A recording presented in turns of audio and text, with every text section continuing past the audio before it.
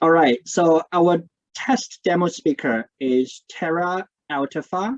The speech title is One Country, Two Systems. Tahira Altaf, One Country Systems. One Country, Two Systems, Tahira Altaf.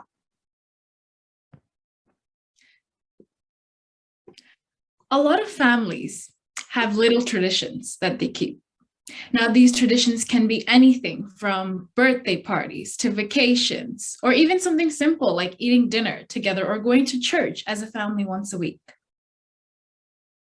You must be all thinking, what one country, two systems, political speech she's about to give. But it's nowhere near that, I assure you. Today, I would like to share a story with you all. This one is on a more personal level, about my experience with my local friends, but also on a more cultural level.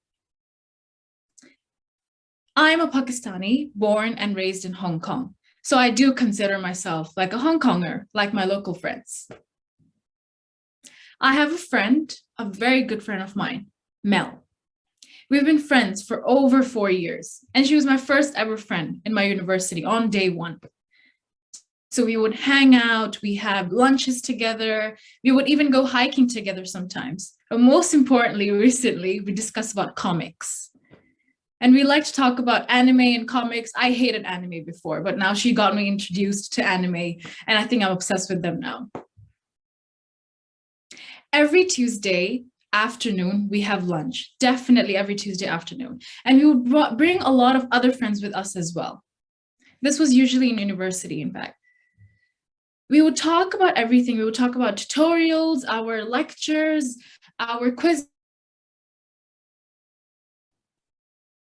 Hey, hello, Elise Kenneth.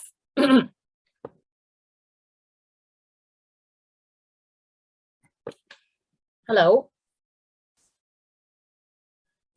Hello. 係你今日係想嚟參觀邊一場比賽啊？我想參觀普通話嘅比賽。哦，3點鐘之後啊，因為我哋而家做緊 evaluation， 咁呢個係閉門嘅contest 嚟嘅。哦，閉門嘅 ，OK， 咁好啊，咁我晏啲我再過嚟睇啊。3點鐘，唔該晒 ，thank you。好，拜拜。拜拜。Kenneth， 你係上嚟睇比賽定係點樣嘅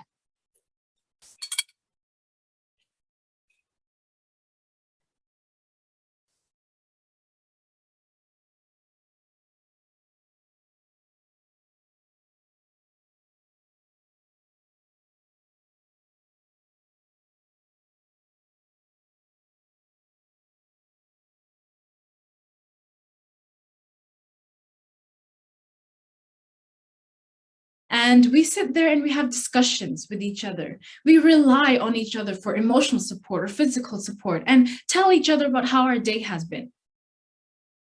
Whereas Mel, she says when she goes back home, I was expecting, to say she would have dinner with her family, but she says she goes back home and she goes straight to her room, probably has a takeout or probably just eats something from the fridge and watches comics, does her work and goes back to sleep. In that same position, gets up the same morning and goes back to school. And I have this debate with her and I'm like, Mel, how can you live like this? How can you not, rely on someone after school and just want to talk to someone and tell your day, how your day has been, or if you have any problems or if you need any support? We had this small debate and I go on and I just keep going on and tell her, that there is actually increased happiness and satisfaction when you're with your family. And then I bring up these studies and I tell her, spending time with your family actually does reduce anxiety and does reduce stress, and that it definitely leads to a much healthier lifestyle, especially when you have your family with you and they're actually there for you to motivate you to be the better version of yourself. She was quiet for 1 second and I was actually expecting a pretty depressing answer from her. She goes and she says, you know what, Tahira, actually, I'm so content with what I have. She says, maybe I don't talk to my family that much, just as much you do. And I go home, she said, at least I have a room, I have a house, I have something to eat. And, I've got a laptop, I've got my work, and I'm still alive and I breathe day by day. And it just hit me that second. I said, you know what, actually, because I was expecting a pretty depressing answer from her. She was actually very positive and content about it. And it has made me realize that we both have a lot of differences with each other, but you know, we have two different systems. So like in one country, two systems. I have a system of being with my family, really close to them. And then there's Mel, who's very distant from her family.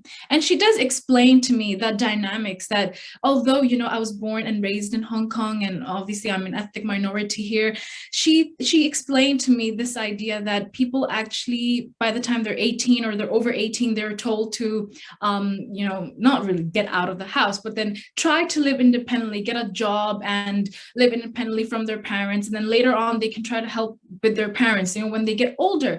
So I learned this cultural difference between Mel and I, and it really sort of brings us into a laugh together. Sometimes she just jokes about telling me that, oh, do you have another birthday party to attend to, or do you have to bake cupcakes again? And I joked to her about saying that, are you going to have another takeout or something? So we actually take it as a joke. We take it quite lightly with each other. And so all in all, you know, it has brought me to this very humbling experience. And I'm so actually grateful and privileged to have this type of family that I can always, you know, face after school and tell them and rely on them for emotional and physical support. And despite the differences between me and Mel, you know, I feel that it has not sabotaged our friendship at all. And seeing that she clearly sees that I'm still very different, but we're actually still very same in the sense that we're living in a one country and two systems family dynamics. And it has not sort of sabotage our friendship at all. And even till this day, we share a lot of similarities with each other, which is anime or Chinese food or just hanging out in general. So I feel that I just wanted to share a story with everyone about how it has been a very humbling and grateful experience for me to see that there are differences amongst us, but in this one country with two family dynamic system, we are still very united. Thank you very much, everyone. Great. Thank you very much. Thank you very much, Tara. Timer, may we know the time used by the test speaker?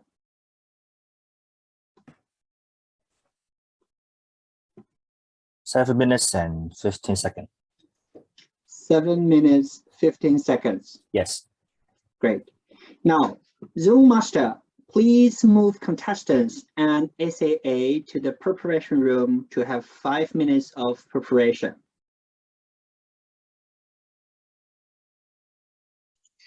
Okay, yes, I'm doing it. Just wait a moment, please. Thank you. And also,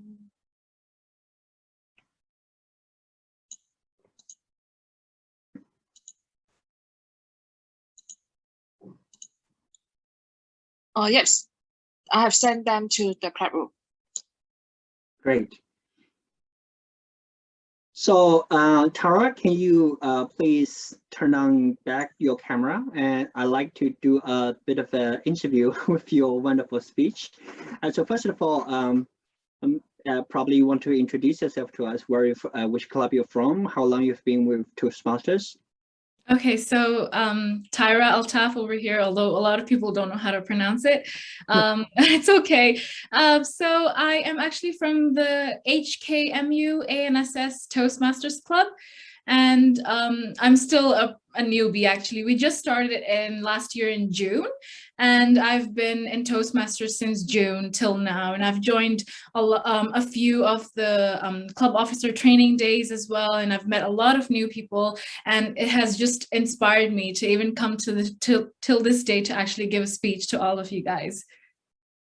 Great, great. Yeah. So you choose a topic which is sounds very familiar to us. Yeah. Computer systems. Yeah. It's kind of, as you may know, that it is a controversial kind of topic here in Hong Kong, right? It's a bit of political sensitivity, right? Yeah. So I want to ask you about the story that you prepared. It's about the family story, right? Is it a real experience, personal experience? Oh, or? Yes, it has. It is a real experience. Okay. So what? Why you came up with? I don't know. Where did you get the inspirations from? I mean, like, how did you frame the idea, the story, and how do you come up with a title called "One Country, Two Systems"? Just Okay, so the previous speeches I've given to are actually also, the titles are quite ambiguous. They're not really easy to understand, or really, people can't really know what I'm actually going to talk about. So I feel like that's a little bit quite unique about me. I come up with really ambiguous or double meaning titles, so people actually try to listen and be like, actually, what is she going to talk about this title? So specifically for this speech, so lately I got my university break as well, and I've been spending a lot of time with my family, and I realized that, you know, not everything is bubbly and amazing all the time. You know, sometimes fights do happen, and there are downsides, and arguments happen, especially with my 4 siblings that I have at my home. So every time I look at them, and I realize that I'm spending so much, you know, more time with them, and I realize, hey, you know, I got this message that you want to be a speaker for our contest. So I was like, you know what, actually, let me talk about something more personal. Usually I talk about mental health because I'm doing psychology at university. So I said, you know what, this time I want to talk more about what I've been facing throughout my whole life. And it was this about family differences between me and my friends. And not actually in this story, it's Mel, a very true friend of mine, but it's not just with Mel, it has been with 2 other friends that I've experienced, that they don't really interact with their families a lot. So it sort of really astonishes me that why, you know, living in the same city, not much of a language barrier, I can speak Chinese somehow too. It's interesting to see that our cultural differences still come in, and that you know, they don't prefer to really talk to their families, whereas my family's a little crazy with the social gatherings and birthday parties. So because it's what I've been recently and lately, you know, feeling, I felt that why not share with everyone about how I feel about families and, you know, gatherings, and how there are cultural differences between my friends and I. And that at the end of the day, no matter what, actually, even though we have these big differences, it still keeps us intact together. yeah, great. Thank you so much for the sharing. So I guess because this time it's really we did this on the Zoom, right, on the online contest. And I'm not sure if you have do any like physical presentations before we move back to online. Oh yes, I've given a lot of face-to-face speeches at my club before. Okay. I've done evaluations before as well, and so this is my first ever Zoom speech in front of everyone. Right. So how do you compare the two? I mean, like, we have been, you know, Hong Kong has been stabilized for quite a long time. I guess a lot of clubs have resumed offline face-to-face, right? And all of a sudden, because of Omicron, and we're all now shift back to online. So it is your first experience. How does the experience is different from your normal face-to-face speeches? I think it is definitely a big difference because here I am in my room speaking to myself and the laptop. It feels weird, you know, whereas when you give a physical speech, I have my friends and my classmates that are looking at me, and then they clap, and, you know, I feel like I am physically engaging with people, whereas here is just a computer screen. And I feel that I know it sucks a bit that today had to be online, and everything has been quite horrible with the coronavirus and Omicron.